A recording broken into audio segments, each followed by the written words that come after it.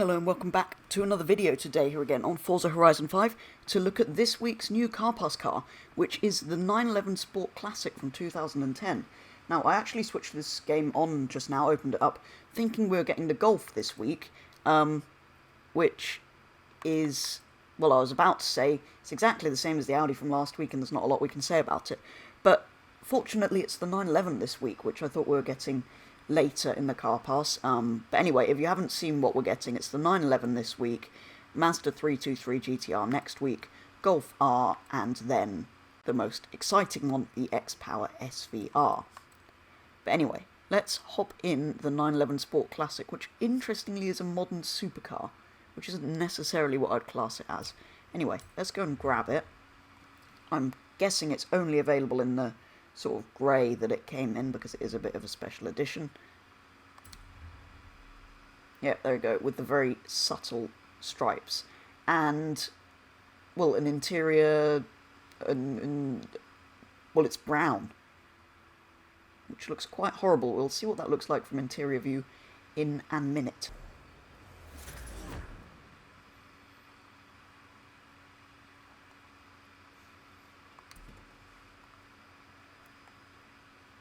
So yeah, it is basically just a normal 911 with the engine in here, with much carbon fibre. That interior, which is quite hideous in that colour, and a tiny little boot at the front. So although I'm rather happy that we've got this instead of the Golf this week, which I was rather disappointed was being added, there are a few issues with this car that I have, and a few complaints I have.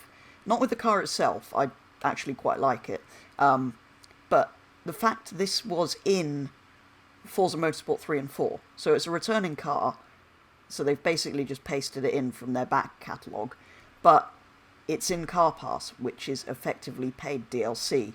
I know I bought it as part of the game and it's rolled in, but you buy that as a DLC, it's part of the Ultimate Edition, but it is also a standalone DLC, so effectively it's a paid add-on to the main game, and one of the cars in it is something that was in a previous game already. So it's something they can add for free, but they're charging us for. Which is, yeah, I'm not sure how I feel about that, because I've paid for this Car Pass. Anyway, so not quite sure why it's in here. I think really it should have been in the festival playlist, and a couple of the newer cars should have been in here instead. But anyway, that's the complaint about the car out of the way. Let's get into some information about the actual car itself, rather than me complaining about it being paid for.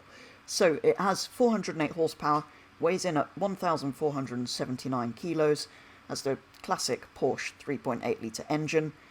This particular version, launched in 2009, we have the 2010 model in the game, was limited to 250 units, which meant in 2009 this car came in at a price of £137,529, which is more than the equivalent 911 Turbo at the time, which I think is a bit ridiculous, really. The only real changes were the cosmetics. It had the sort of extra handling pack on that was available on top on a normal Carrera, which I think is what this was based on.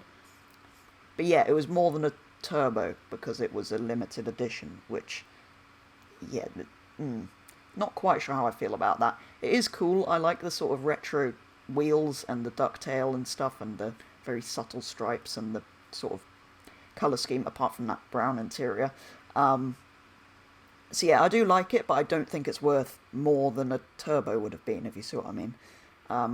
So that's my complaint about the car itself, and obviously my complaint about it being in Car Pass. But anyway, that's enough of me, well, basically complaining. Shall we go and see what it's actually like to drive?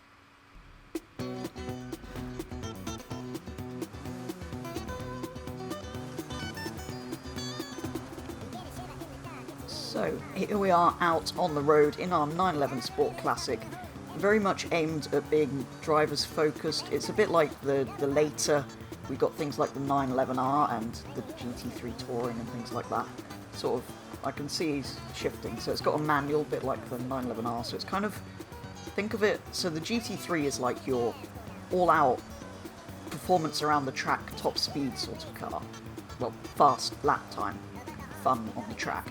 This is all about I think the idea behind the Sport Classic and these kind of ones is it's a kind of road-focused car, so it's enjoyable on the road. So you don't have the massive wing, you have the sort of subtle ducktail, which is also a nod back to the older cars.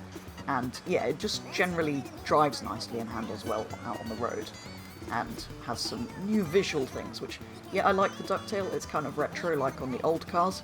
I like the classic style wheels. The bit I'm unsure about is this.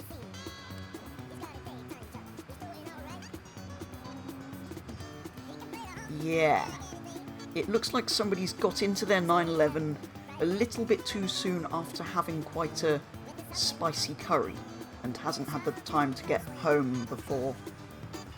Yeah. It is a horrible colour, and it is everywhere.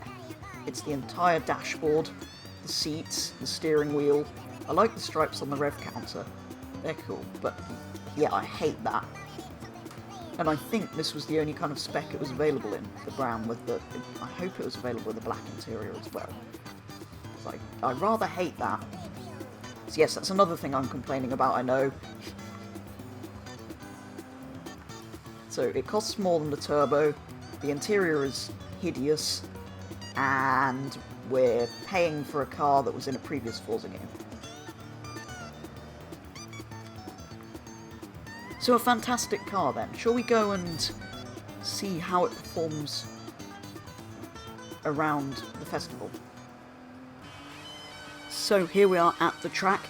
So if you haven't seen one of these before, basically I've taken the car around for 5 laps, and this is the fastest lap of those that I'm showing you footage of here. So I did actually run a little bit deep into this corner on this particular lap. But yeah, overall the car did feel very nice to drive. I kind of gained in confidence in it as I went faster and faster. There was kind of no slip from the back end and minimal understeer. It did drive really, really nicely.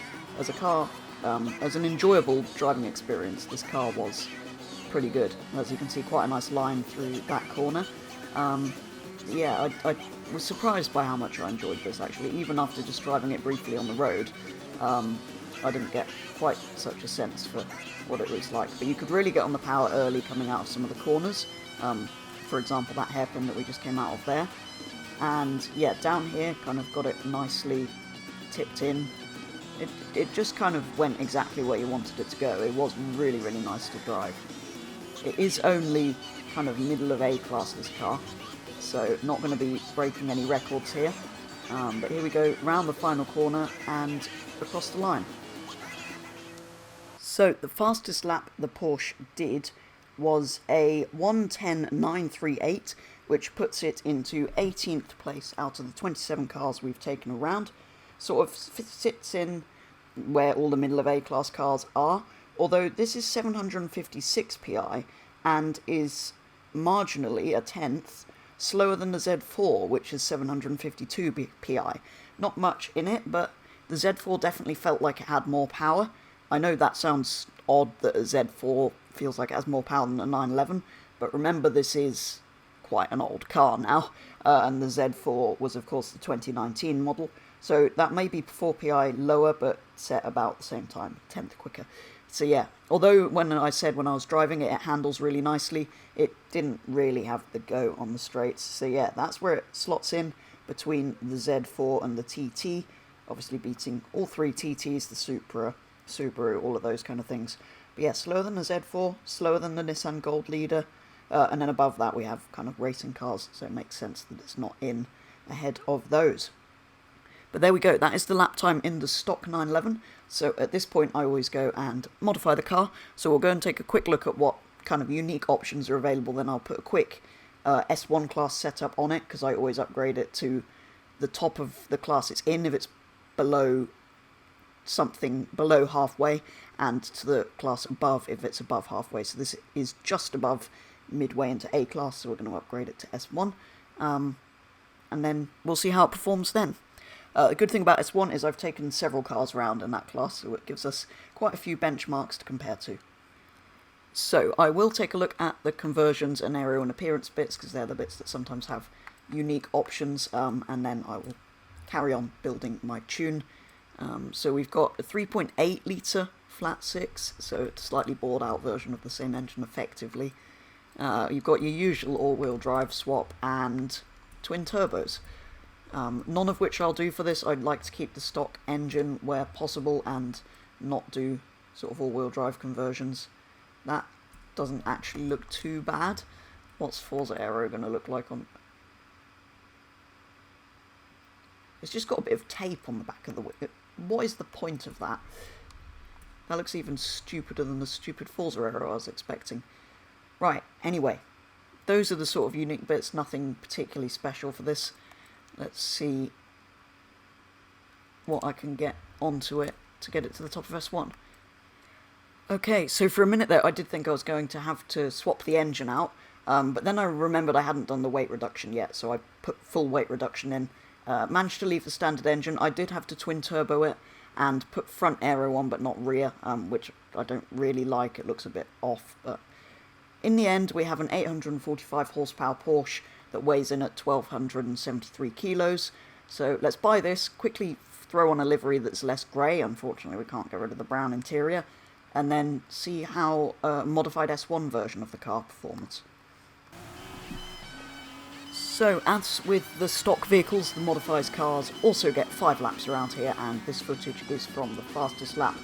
Now, when I first started driving this, I thought it was going to be too much of a handful to set any kind of decent time. I did gradually get the hang of it and go faster and faster, but 800 horsepower in a rear-wheel drive Porsche to begin with, it just took a bit of getting used to. Although it had slicks, they're not the widest tyres in the world you can get on this. So I'm thinking maybe in future I need to build to the class it's in, unless it's at like 3/4 of the way through, because I think S1 was a bit of a push for this poor thing. I think it would have been happier with the tune built to the top of A, but it's pretty quick, as you can see. Unfortunately I did lose the exact time because Forza has a unique and interesting system where if your lap is invalidated it doesn't tell you, it just removes the lap time at the end of the lap. But I think I know roughly what it was, so I put it down as roughly that, and there we go, across the line.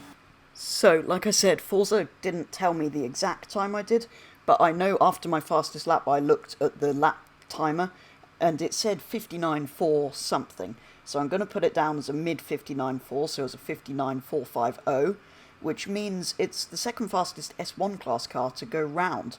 So despite being quite on the edge to drive, it did actually feel quite fast.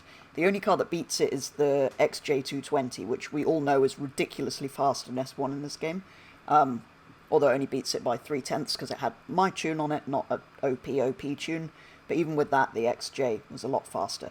And it means it's within the same tenth as Lamborghini Urus, which did a 59.493, so I'm pretty confident it's faster than that, but it's marginal. Well, I think it is quite a bit faster. It's just the Lamborghini is a lot easier to drive, being all-wheel drive and kind of having more weight on it. This is quite, with the engine over the back like that and being rear-wheel drive with 800 horsepower, it's a little bit exciting to drive, let's say. But yeah, it did reasonably well. I wasn't expecting to get a good time out of it, given how much of a handful it was to drive, but feels like a decent car. I think it would probably be better in A-class, if I'm honest. Yeah, it feels pretty quick, so it'll be interesting to see what other people do with it. I think it's reasonable in S1. I think if I was going to use it in S1, I'd probably all-wheel drive convert it, but yeah, I'll potentially build it into something in A-class. I think that's probably slightly more suitable. But there we go. That is the 911 Sport Classic here on Forza Horizon 5, the newly added car in Car Pass this week. So do go and check it out if you haven't already. It is really nice to drive, standard. Yes, it's a recycled car that we've got in a paid DLC, which I'm not too happy about. I don't like the brown interior, and in reality I think it's very overpriced. But those things aside, it's a really nice to drive car, and I do quite like some of the sort of classic styling touches on it. So yeah, I would recommend going and giving this thing a go. I was surprised by how nicely it drove. But yeah, that is going to be all for the first look at this week's Car Pass car. I will be back over the coming weeks looking at all of the new vehicles that are being added to the games in Car Pass and through the festival playlist. So make sure you're subscribed if you want to see any of that. But yeah, that is going to be all for today's video, taking a first look at the 911 Sport Classic. So thank you very much for watching, and I'll be back with the next video very soon.